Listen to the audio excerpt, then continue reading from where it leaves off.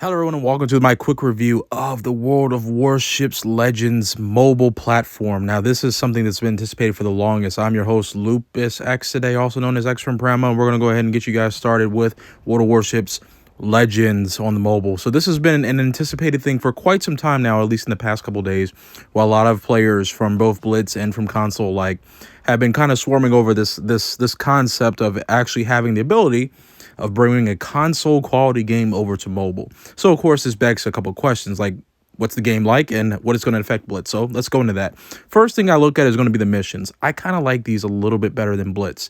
Keep in mind my background is going to be mostly World of Warships Blitz, so I'm going to be comparing a lot to it. So don't take this as a knock to Blitz, but I really like the way that the missions are done. I mean, and then also the captains, like no more of that. I mean, we still have some bit of the Commander XP, but it's nowhere as convoluted as it used to be. You can see you have commanders for destroyers, commanders for battleships, commanders for cruisers. Like, there's not this whole process of crates and stuff like this that just permeate the game to every single level, and I like this a lot better. Makes it very much a lot more playable and a lot more digestible, in my opinion, at least. For the ships, we're going to go ahead and go into the standards. You see the Verse AI standard. You can see just a small kind of quick glimpse of the menu. I'm glad we moved away from blueprints.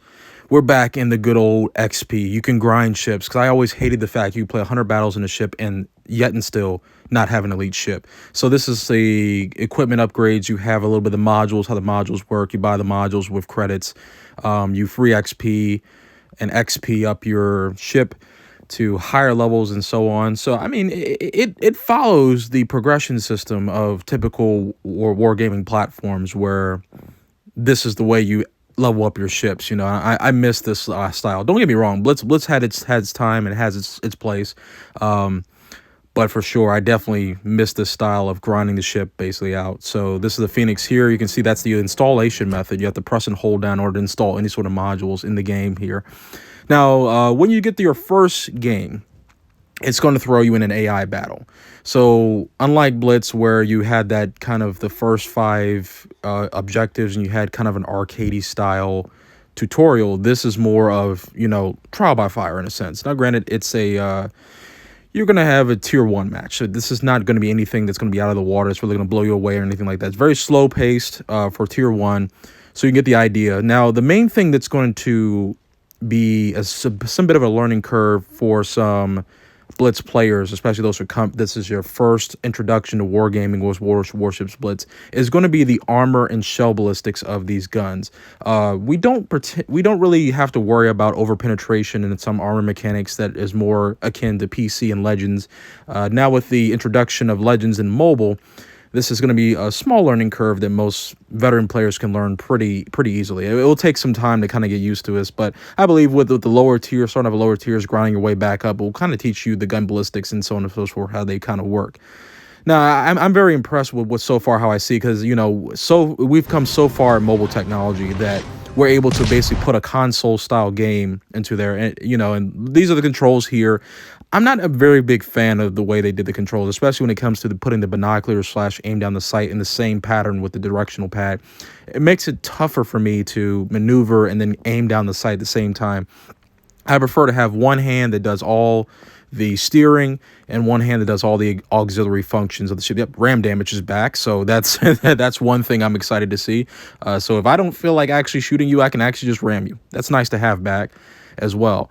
Shell ballistics are very nice. Like I said, you know, this is so far for what they are showing. This is going to be a very well polished game when it's done.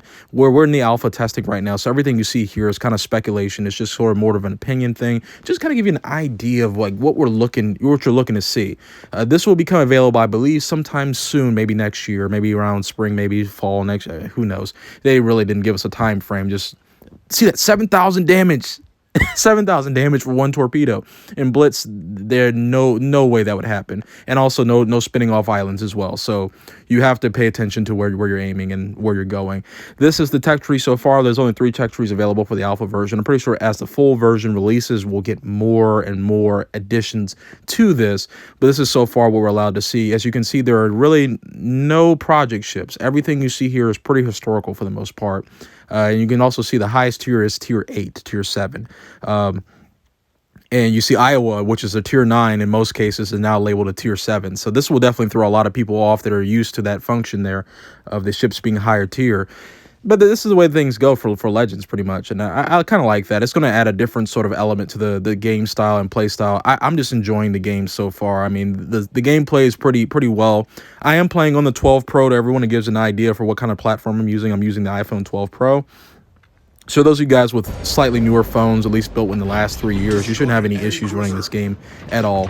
I will say that the file on my phone took about 8.5 gigs, so I don't know where exactly the full version will sit at, but I would definitely say free up at least about 15 to 10 gigs of space on your phone for this thing when it probably releases. It may be more, but I'm just saying, as for the alpha, that was more than I was expecting. I think Blitz currently takes up about 3.2, something like that, I believe.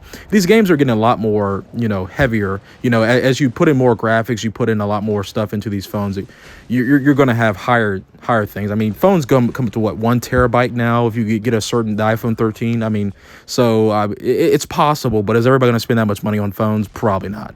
Granted, probably not, but there is definitely a future for the mobile market here when it comes to the quality and game style for these games, and I think they're first to bat with this. This will be a very interesting game to play overall. Now, for the Blitz players, I don't think this spells doom for that franchise. I know a lot of folks have been asking, does this mean Blitz is going to die out? I don't think so.